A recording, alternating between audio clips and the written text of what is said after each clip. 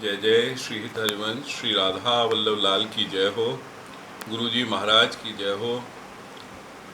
आज फिर हम नारद भक्ति सूत्र में 70 सूत्र हो चुके हैं। 71 में और 72वें सूत्र को यहाँ पे पंक्तिबद्ध कर स्पष्ट करेंगे। तो या से पहले जो सूत्र हो 70वां वहाँ में हो तन्मयता, जो प्रभु के तन्मय है वो प्रभु को ही स्वरूप हो जावे। और वासे पहले हो कि भक्त जो हो में वो तीर्थ को तीर्थ और कर्म को सुकर्म और शास्त्र को सदशास्त्र बनावे। यहीं पे नारद जी ना रुके, उन्होंने भक्ति के प्रभाव को और भी बढ़ाते हुए 71वें सूत्र में कही है, मोदन्ते पितरो। मोदन्ते पितरो, मोद मतलब आनंद देते हैं पितरों को। नृत्यंती देवता, देवता नृत्य करते हैं। सनाथा चेयम भूर्भवती, और पृथ्वी भूभूमि जो है हमारी सनाथ हो जाती है। तो भक्तों के होने से केवल आप समझें कि तीर्थ कर्म और शास्त्र पे ही प्रभाव है। नारद जी ने कहा है नहीं, इसका प्रभाव तो पितरों पे भी जा रहा है, देवताओं पे भी जा रहा है और पूरे भूमंडल पे प्रभाव छोड़ता है। तो वो क्यों और कैसे, तो वो थोड़ा स्पष्टीकरण हम पंक्तिबद्ध कर रहे हैं। और हमारा प्रयास है कि भक्ति के या प्रभाव को आप समझ पाएंगे और यहाँ से बड़ो आनंद आएगा हृदय में। तो पहलो हमने पंक्ति कियो है, प्रहलाद कहे प्रभु पितृ अपराध क्षमा करो। श्री नरसिंह कहे तीनों कुल सात सात तारो। जब हिरण्याकश्यप के वध के बाद नरसिंह भगवान ने प्रहलाद जी से कहो कि वर मांगो मुझसे, तो उन्होंने कोई वर नहीं मांगो, क्योंकि माँ में कामना आ जावे, क्योंकि परम भक्त थे वो समझते।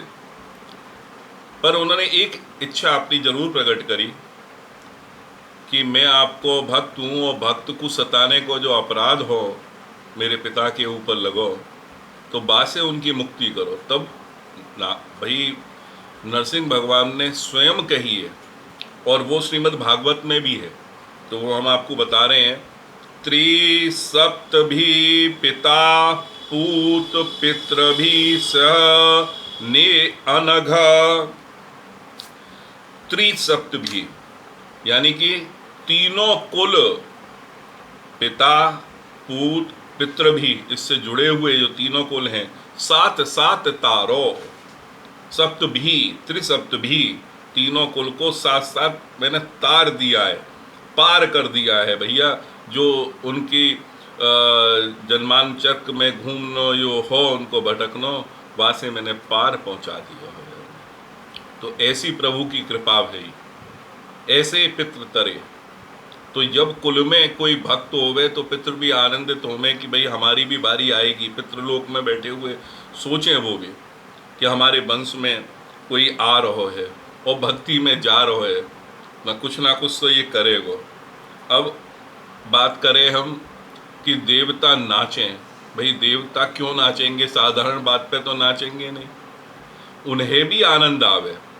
जैसे प्राकृतिक रूप से हम समझने की कोशिश करें कि सूर्य के प्रकाश के बिना हमें कुछ दिखे नहीं है, और अगर कोई भक्त होगा तो वही ठाकुर जी लीला दिखेगी और वो वही में आनंद लेगा। तो वो जो नेत्र है जो प्रकाशित करने में सहायक है, तो वो भी अपने को कृतार्थ मानेंगे कि हमने ये दृष्टि कराई, प्रभु के चिंतन में हम भी काम आए। वो खुशी वो देवताओं को भी प्रसन्न करे। वो पवन जो पूजा में सहायक होगी, जो अग्नि जो प्रज्वलित होगी, तो सभी देव, अग्निदेव, वायुदेव, सूर्यदेव, ये सभी देव उस कृत्य से, उस भक्त के प्रभाव से आनंदित होकर नृत्य करेंगे। तो ऐसो नारद जी को कहना है, नृत्यंती देवता। कि देवता भी नाचते हैं। तो वो हमने पंक्तिबद्ध किया है। देव नाचे भक्त संपर्क भक्ति बढ़ावे, अप्रकात रूप से देव ही रामे। तो या में अप्राकृतिक रूप से देव हमारे साथ में रहे में, क्योंकि भक्त दो प्रकार के हो में, प्राकृतिक जो हमने ये शरीर है पंचभूत से बनो हुए हो ये लेके विराजे हुए है, और इनके आराध्य देव हो में जिनको हम पूजें, और वो देव भी या लोक में भ्रमण करें व रूप में, वो रूप वो तत्व हमने समझने की कोशिश करी। जैसे भी आपको बताया हमने, ऐसे ही जब गोप लीलाएं कर रहे हैं तो उस समय पे भी वो देव प्रभु के दर्शन कर करके उन लीलाओं में वो आनंदित होके नृत्य कर रहे हैं। ये नारद जी को कहना है। अब आवे बात सनाथाय चेयम भूर्भवती। सनाथ पर पृथ्वी तो हमेशा उसके नाथ हरि हैं, प्रभु है, पर कभी कभी प्रभाव क्या पड़ता है कि प्रभु तो बहुवल्लभ है, श्री राधा वल्लभ लाल। अब वो बैकुंठ में अगर बात करें तो लक्ष्मीपति हो गए, प्रलय आई समुद्र जलाजल हो गया, पृथ्वी गई, उस समय सिंधु रूप समुद्र को हो गया रमापति। तो ये उस समय भक्ति गौण हो जावे जब उनके पास में नहीं है। गौण मतलब थोड़ा अपने आप को कम समझे। जब प्रकट रूप में वो अवतार दिखे तो फूल ही ना समा में, सनाथ हो जावे। तो वो प्रभाव कैसे पड़े, वो पंक्तिबद्ध है। भूदेवी सदा सनात पर लक्ष्मी पति बैकुंठ देख गौण हो जावे, नंद यशोदा को आती ही भक्ति बड़े हरि अवतार सनात बना में। जब नंद यशोदा आए, दशरथ जी और कौशल्या आई, तो पृथ्वी सोचने लगी ऐसे ऐसे भक्त आ रहे हैं तो प्रभु आएंगे, अवतार लेंगे और उनकी लीलाएं होंगी और मेरे साथ में इस भूमि पे होंगे, तो कैसो आनंद होगा, मैं सनात रूप में होंगे, मेरे पति मेरे साथ होंगे जो प्रकट लीला में दिखेंगे। तो ये तीनों बात 71वें सूत्र में कही है। मोदंते पितरो नित्यंती देवता सनात चेयम भूर्भवती। अब ये अंतिम पंक्ति में हम समझाने की इसको सार में करो है। भक्त निकट आ बैठे हरि लीला नव नव मन आवे। अगर कोई भक्त आपके निकट आके बैठ जाएगा तो आपके मन में जैसो व्यक्ति होवे वैसी ही भावना आवे कि कोई व्यवसायी है तो वैसे व्यवसायी की बात करोगे, कोई वकील है, कोई डॉक्टर है, जैसो व्यक्ति आपके पास आएगा तो ऐसे ही जो भक्त आएगा तो प्रभु की नवनव लीला मन में आंदोलित होने लगेंगी, मन भागने लगेगा कि प्रभु के क्या क्या भाव, क्या इनसे पूछूं, क्या सेवा करूं, क्या इनके भाव है, बाय समझने के प्रयास में। तो भक्त को संपर्क ही वो चीज बढ़ावे। तो हित विशाल लाल गुरु हित भजन लाल, भक्त प्रभाव तृण भी गावे। भक्त को ऐसो प्रभाव है कि तृण तिनका भी गाने लगे। तो या संसार में या लोक में सब जगह ये भक्ति को प्रभाव केवल उन्होंने महासूत्र में तीर्थ और कर्म और शास्त्र तक नहीं छोड़ो, पितरन में छोड़ो है कि पितरन में क्या प्रभाव है जो भी हमने बताया आपको, और पितरन के बाद में देवताओं में क्या प्रभाव है ये भी हमने आपको बताया, और पृथ्वी पे क्या प्रभाव है। तो भक्ति को ये प्रभाव है। नारद जी ने तो एक ही सूत्र में कही है, हमने पंक्तिबद्ध करके आपको व्याख्या करके बताने की कोशिश करी। अब आगे को सूत्र ले में, जैसे नारद जी को कहना है कि भाई भक्त होवे तो भक्त की क्या जाति को कोई प्रभाव पड़े या बा में कोई अलग क्रिया हो में, कोई तो भेद होवे कि ये भक्त है और ये अभेद कर नहीं सके कि भाई हाँ ये अलग है जब भेदो ना जा सके। तो भक्त हमेशा अभेद होवे। अब वो कैसे समझाया है ये देखो, ये सूत्र है 72वां। नास्ति तेषु, नहीं होता तेषु, उसको मतलब भक्त से, जाति विद्या रूप कुल धन क्रियादि भेदा। जाति कुल और इन सब का, धन का, क्रिया का कोई भेद नहीं होता भक्त के साथ में। भक्त तो केवल भक्त होता है, भेद का अभाव होता है, वो अभेद होता है। तो वही हमने फिर पंक्तिबद्ध करके आपको बता रहे हैं, भक्त में अहंकार नहीं तो भेद नहीं आवे। भक्त में कभी अहंकार नहीं होगा, और अहंकार नहीं होगा तो वहां में भेद कभी नहीं आएगा। भेद को अगर अर्थ देखें तो अंतर में जावे, जो अलग अलग टुकड़न में कर दे, छोटे छोटे सूक्ष्म रूप में आवे। तो वो सूक्ष्म में क्या होगा, जो पहले ही अपने परमात्मा से मिलो भय हो, बाको भक्ति को प्रभाव भी ऐसा हो कि वो अटूट रिश्ता में जुड़ चुको है, तो बा में कोई फर्क ना पड़ सके। बड़े बड़े भक्त भाई है, और उनके लिए प्रभु ने लीलाएं करी हैं, चमत्कार केंद्रित करे हैं। भक्त कोई चमत्कारी ना हो भाई कि भाई वो ऐसे हाथ घुमायो और ऐसे कर दियो या वैसे कर दियो, पर बाकी बात रखने के लिए प्रभु चमत्कार करे। ये भक्ति को अटूट प्रभाव है। भक्त में अहंकार नहीं तो भेद नहीं आवे, ब्राह्मणत्व मूर्तत्व पत्नित्व संस्कार लावे। और सांसारिक अगर देखें कि कोई कहे कि मैं बहुत बड़ा ब्राह्मण हूं, तो ब्राह्मण तो उसको संस्कार से मिला, उसको संस्कार दिए गए।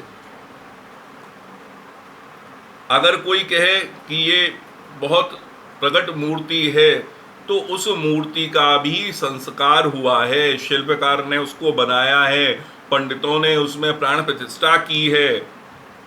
कोई स्त्री है, उसमें पतित्व आ जाए, ऐसा नहीं है। पतित्व का भी संस्कार जब तक नहीं होगा उसका वो पतित्व नहीं आएगा। उसका पहले पाणी ग्रहण संस्कार होगा, पंडित जी सब बताएंगे। अगर वो भाई कुल श्रेष्ठ है तो वो आचरण पहले से दिए गए हैं, और उस संस्कार के बाद वो निखर के आएंगे और पत्नित्व को प्राप्त होगी। तो ये चीजें तो आ सकती हैं संस्कार से, पर भक्ति में भेद नहीं है, क्योंकि वहाँ अहंकार नहीं है। अगली पंक्ति में और या सरल भाषा में करें, क्योंकि ये कभी कभी जटिल प्रश्न समाज के भी बन जाए। हरि प्रेम सभी अधिकारी, हरि के प्रेम के सभी अधिकारी हैं, कोई ऊंच नीच कुछ नहीं है, प्रेम करने के सभी अधिकारी हैं। प्राण प्रतिष्ठित संस्कार पूजे पुजारी, पर जो सनातन धर्म में है कि प्राण प्रतिष्ठा हुई है और मूर्ति को आचरण अपरस सपरस सकड़े निखरे की जो बात आमे, वो पुजारी के ही हाथ में है। क्योंकि वो शुद्धता के साथ में वो विचार रखो जावे, क्योंकि प्रभु को हम सबसे उत्तम देने की कोशिश करें, जाके आचरण, जाके विचार, जाको सब कुछ उत्तम हो। एक चावल भी चढ़ावे तो टूटो चावल नहीं होना चाहिए, साबुत चावल से हम प्रभु की अर्चना करें। तो वो कार्य जो प्राण प्रतिष्ठित है, संस्कारी है, उसके सभी संस्कार हुए, पूजे पुजारी और प्रेम के, हरि प्रेम के सभी अधिकारी। या कभी मिलानो या मिक्स नहीं करना चाहिए कि ये चीज भी कर ले कि ये है, ऐसा नहीं है। प्रभु प्रेम एक भक्ति अलग मार्ग है, और कर्मकांड और ज्ञान का मार्ग अलग है। तो ये सनातन परंपराएं की अलग अलग धाराएं हैं, यह मिलावट ना करें। पाप प्रायश्चित ले हारी, पाप जो होता है वो प्रायश्चित से हर लिया जाता है।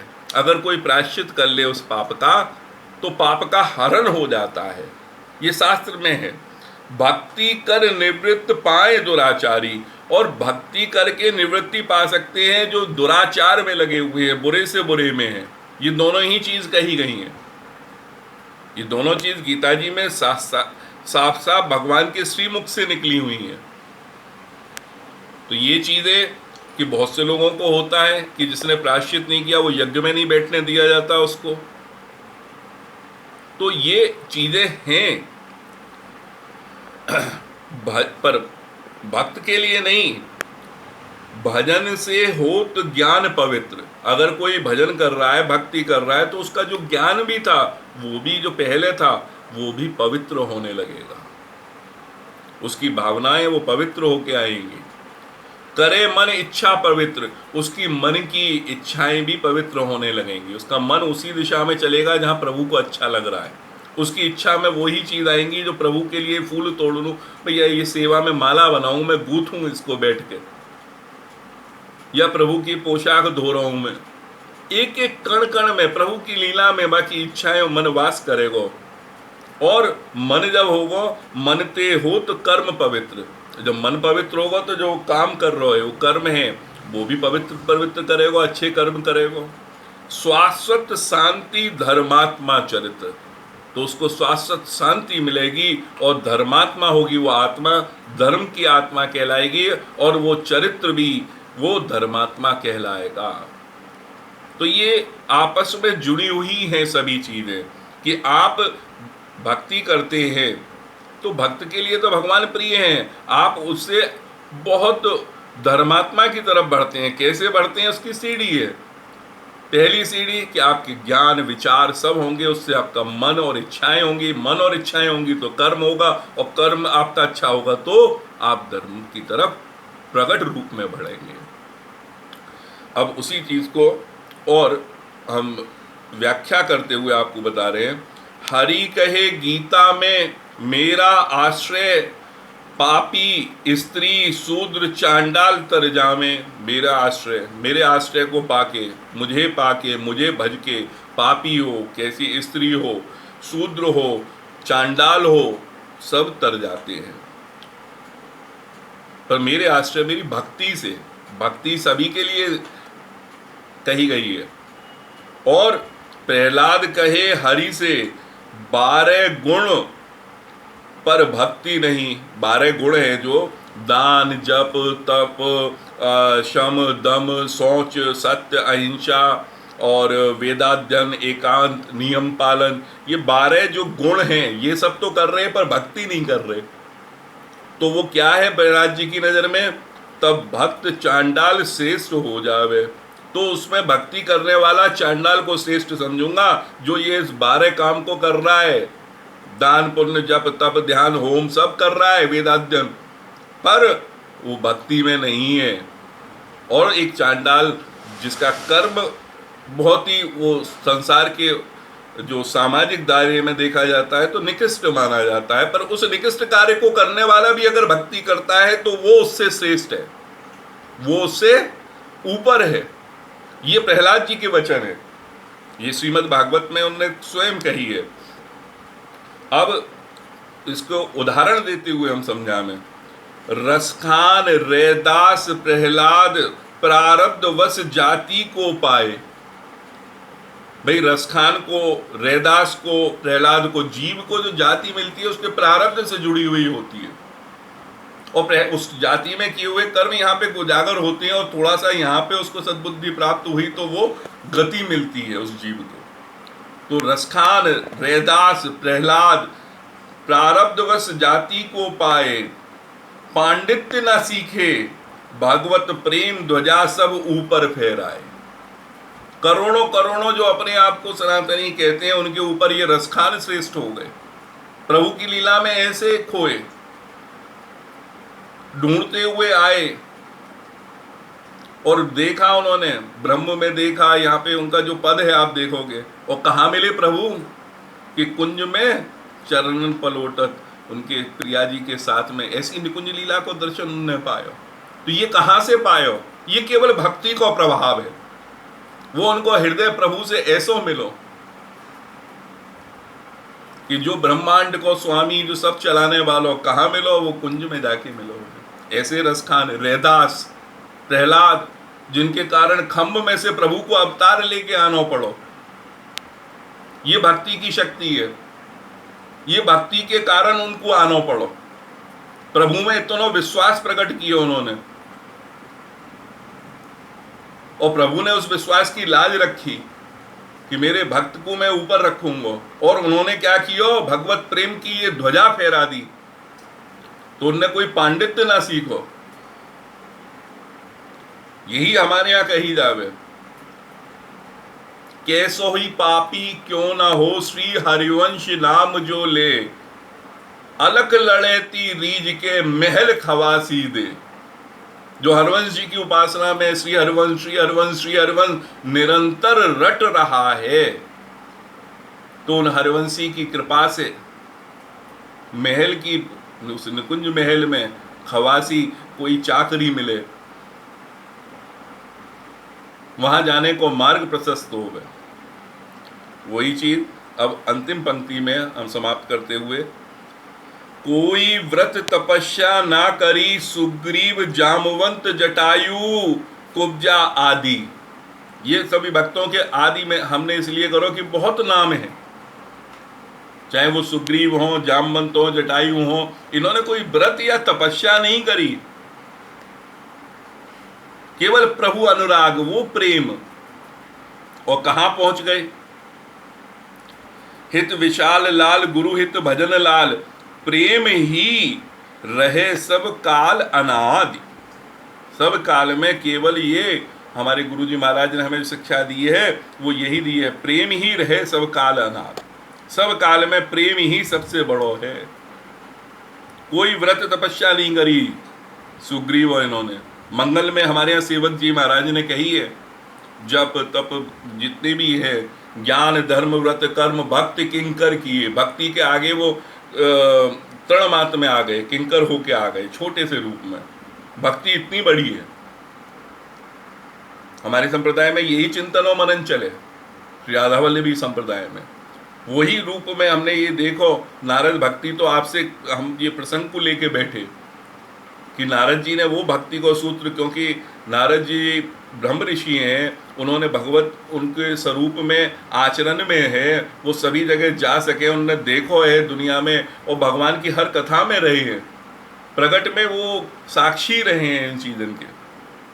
और वही चीज हरवंश महाप्रभु ने हमारे यहाँ डाली। अब या मैं बहुत से अभी लक्षण अगर हम बताएं कि अब जैसे रामकृष्ण परमहंस ने एक उदाहरण दिया है कि एक बाग में दो जने गए घूमने के लिए, आम को बाग बड़ो सुंदर तरह तरह के आम लगे हुए। एक ने तो मांग के माली से पके हुए आम लिए और उनको स्वाद खाने लगो। दूसरों पूछने लगो ये कौन सी जाति के हैं, कहाँ से कलम बनवाई, कौन से मौसम के हैं, कितने पेड़ हैं। और उसके बाद आए दोनों बाहर और चर्चा करें कि आज हम भाई बाग घूम के आए, हमने बाग के बारे में सारी विषय में प्रश्न पूछे और बहुत जानकारी जुटाई। एक तो अपना ज्ञान ही लेके बैठो भयो और दूसरों बाग को स्वाद ले आए, तो कौन रहो श्रेष्ठ? वो ज्ञान के विषय में भटकते रहोगे या भक्ति करोगे? ये रामकृष्ण परमहंस ने कही। दूसरा उदाहरण हम आपको बताएं, अगर आप सुनना चाहें तो ये अखंडानंद सरस्वती जी ने कही है कि बंबई में एक बार एक पुस्तक विक्रेता के पास में दो तीन लड़कियां पहुंची और बोली कि ये लाल वाली, नीली वाली और पीली वाली, ये 10-10 किताबें ऐसे ऐसे जल्द की हमें दे दो। तो उन्हें कि भाई कौन सा लेखक, किसकी क्या चाहिए? बोले नहीं साहब, हमारे मकान में हमें सजावट के लिए जो अलमारी बनाई है उसमें लगानी है लाल नीले पीले।